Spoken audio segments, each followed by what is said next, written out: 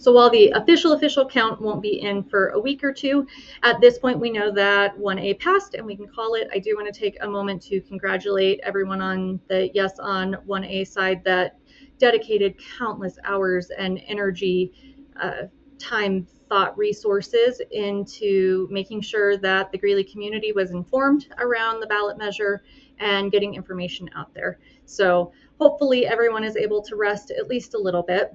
But today I've already gotten from several people the question of what's next. So a couple things that are going to come into this. First off, we still need to see what's going to happen with Martin Lynn's last minute lawsuit that he filed 3 p.m. Monday to try to nullify the special election. From everything that I have found, it doesn't seem like there's much of a leg to stand on. He's making the same claim that was made with the protest on the very first petition, saying that this was administrative and not legislative. Though even the city attorney, I recall a couple months ago during council meeting, it was asked, like, are we going to be in the same position? And she had confirmed that it is in fact legislative. And most of his argument within the court document was that he's put in a lot of time and work and planning and all of that, and therefore that's why it's administrative. So we'll have to wait and see what happens there, but it seems like that one was kind of a last-ditch effort that probably won't go very far. The city has released their official statement as far as their next steps, while I think everyone's hope who had worked towards the Yes on 1A was that the city would slow down, that they would listen to residents, to our community, and figure out what our community actually wants and go back to the drawing board on negotiations and planning. However, their statement basically says that while they're going to be doing a legal and planning review, what they're looking at to bring to council is just what different zoning options there are. What I hear in that is we're not reevaluating the project, we're just finding another way to push it through. I hope that I'm wrong in that, but it reads pretty clear that while they know that they can't use the PUD zoning again for a year or anything similar, they can find other routes to still ensure that this goes through the way they want it to. Mayor Hall was also on KFKA first thing this morning. I listened to that.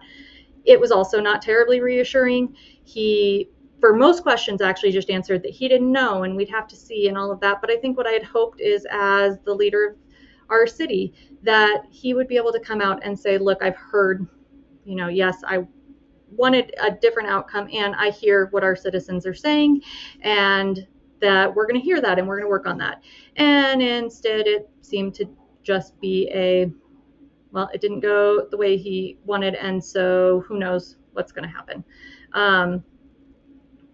Right after the interview, Tanner Schwent pointed out that he did sound very defeated, but I was bummed that it wasn't more of a uniting or an acknowledgement of actually hearing the voices. So that kind of leads us, we know that the city wants to proceed seemingly with only changing the zoning, but not the project. We have to see what city council is going to do with that. Again, my hope would be that on Tuesday, at the next city council meeting, that we will hear a council that wants to actually hear its residents, that acknowledges what this vote communicated as far as what our community wants, what our concerns are, and what needs to shift or change about this project. But we won't know until we get a feel from them to see which direction it's going. There, as always, will be opportunity for public input. I would really encourage people to show up to the meeting. If you can't come in person, show up online. If you don't want to speak, that's okay, but you might consider it. But at the very least, to be informed. Of course, I will do my overview and recap as well for those that can't attend. But yeah, I'm hopefully going to get at least a little bit of rest over the next couple of days before we have a better idea of how the city council are going to move forward so that we can figure out what our next steps are. So congrats again to everyone who worked so hard on this and invested so much. We had a lot of volunteers that poured their heart into this because they care about our community. So if you have questions, let me know. I'll try to keep everyone updated.